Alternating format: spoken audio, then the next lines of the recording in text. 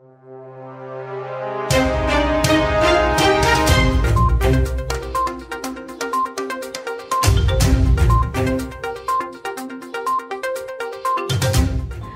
to our India News Hour.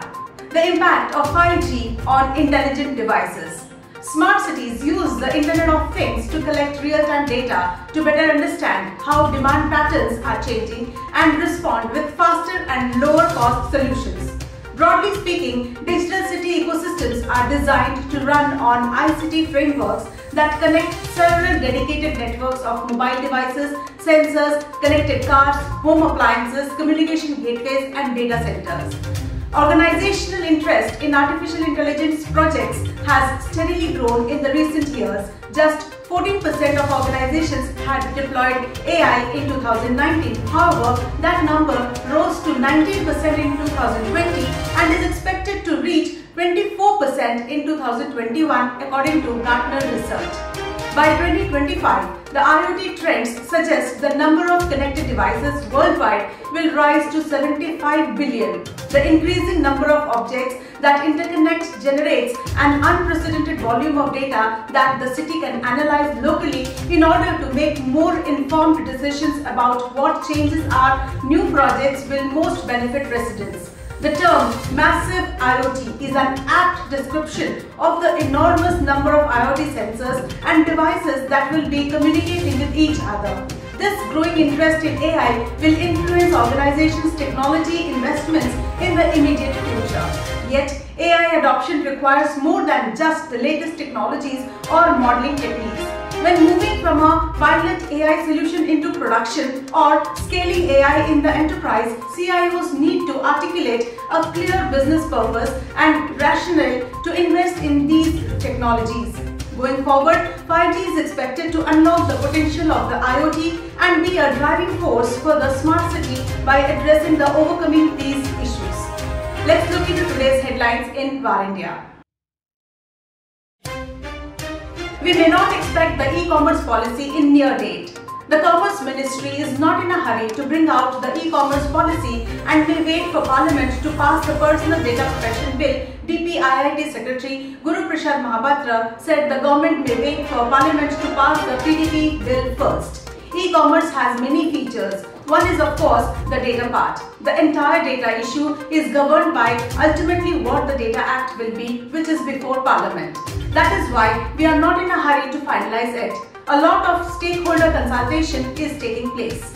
That is why it is taking some time. However, we are working on it, Mahapatra said. Bharti Airtel to offer 5G initially in the large cities. Gopal Vittal, CEO of Bharti Airtel, said that the company would offer 5G in larger cities first before it takes the national route. He further said that Airtel's mobile broadband infrastructure is future-proof and can be leveraged to offer quick 5G services. Vittal has confirmed that Airtel will go after the sub-gigahertz spectrum in the upcoming spectrum auctions, which will enable it in deploying 5G and also renew the 1800 MHz spectrum along with adding more spectrums in the 2300 MHz band. Aadhaar won't be mandatory for registration on CoWIN portal.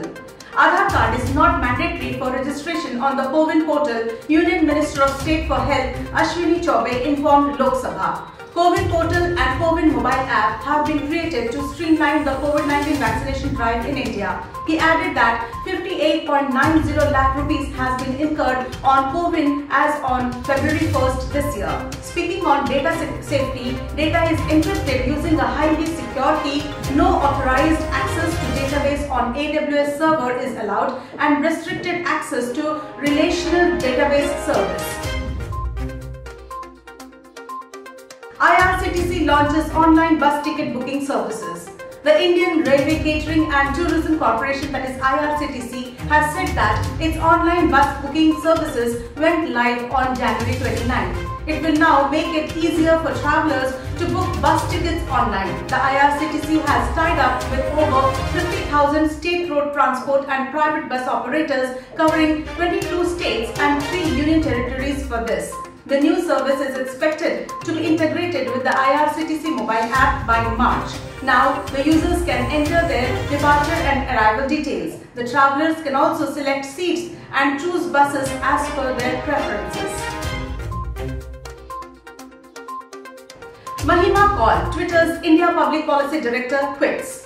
After serving for 5 years, Twitter's Public Policy Director for India and South Asia, Mahima Kaul, resigned from her post in January to focus on her personal life, a senior official of the company has informed. She will continue in her role till March end, as the official added. US-based Lockheed Martin inks with Hindustan Aeronautics Limited. US defense major Lockheed Martin has said it has signed an agreement with state-run Hindustan Aeronautics Limited, that is HAL, to explore potential industrial collaboration in India's aerospace sector. It further said it was strengthening its relationships with the Indian industry and was working towards integrating it into the company's global aerospace and defense ecosystem. We are excited to explore potential opportunities with HAL, one of the largest aerospace companies in Asia, said J.R. McDonald, Vice President of Business Development, Integrated Fighter Group of Lockheed Martin Aeronautics. Google paid Rs 49 crores to security researchers as part of bug bounty rewards in 2020. A report shows Google has paid more than $6.7 million, that is nearly Rs 49 crores, to 662 security researchers from 62 countries for spotting vulnerabilities in Google products last year. The incredibly hard work, dedication and expertise of our researchers in 2020 resulted in a record-breaking payout of over $6.7 million in rewards, with an additional $280,000 given to charity. In the Android Vulnerability Reward Program, that is VRP, Google paid out $1.74 million in rewards. The report further states, besides reward payouts, Google also awarded over $400,000 in grants to more than 180 security researchers around the world last year, and they submitted 200 bug reports that yielded 100 confirmed vulnerabilities in Google products and the open source ecosystem.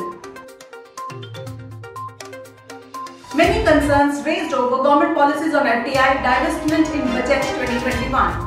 Government departments such as Railways, Posts, Airports Authority of India, major port trusts and those that undertake commercial operations with development mandate will not come under the ambit of the new PSU privatization policy announced in the Union Budget 2021-22. Public sector enterprises acting as regulatory authorities, autonomous organizations, trusts and development financing institutions will also be out of ambit according to the details of the policy. Why Google Cloud could not make profitable business. Google continues trying hard to push its cloud business, and the report shows it is seeing accelerated revenue growth. Its losses are also increasing.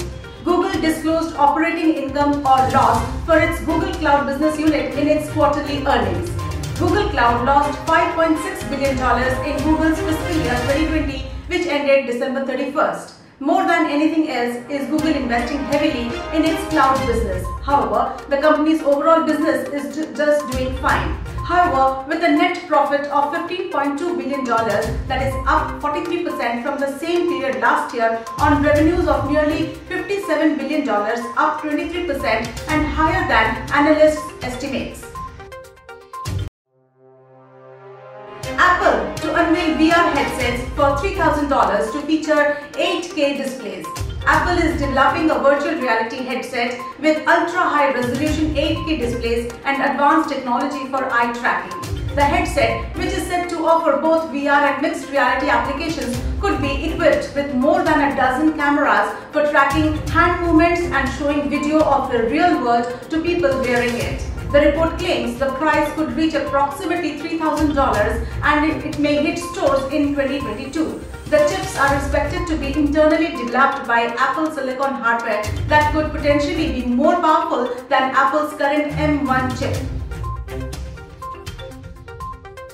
To conclude, the Internet of Things is rapidly developing and expanding, and 5G technology has a number of features which will positively impact digital experiences and smart cities. In addition to a higher speed to upload and download data, it ensures very short latency times and the ability to connect multiple devices at the same time. Less latency means compressing the time between sending and receiving the signals. 5G brings the range to at least under 10 milliseconds, that is half the most advanced 4G could achieve, and in best cases around 1 millisecond delays, meaning data will be transferred about in real time. Moreover, with new networks, speed and latency do not get worse even with tens of thousands of connected devices. 5G therefore offers more device density. The Internet of Things is going to transform our lives over the next few years, and 5G is, as it slowly rolls out, going to enable much more far-reaching connectivity. The increase in the number of connected devices will allow for many more sensors to be deployed in smart cities and buildings. One thing which might change, that is the growth of 5G. 5G will increase cellular bandwidth by huge amounts, making it much easier for the Internet of Things of network large numbers of devices together. 5G will thus remove all of the current limitations on bandwidth, at least until usage scales up to keep up with it. There are a number of ways in which 5G will be a game changer for the Internet of Things going forward. With this, let's wind up for the day, but do not forget to like, share, comment and subscribe to War India News Magazine. You can download the War India app from Google Play Store for the latest news and updates. Stay tuned. Thank you.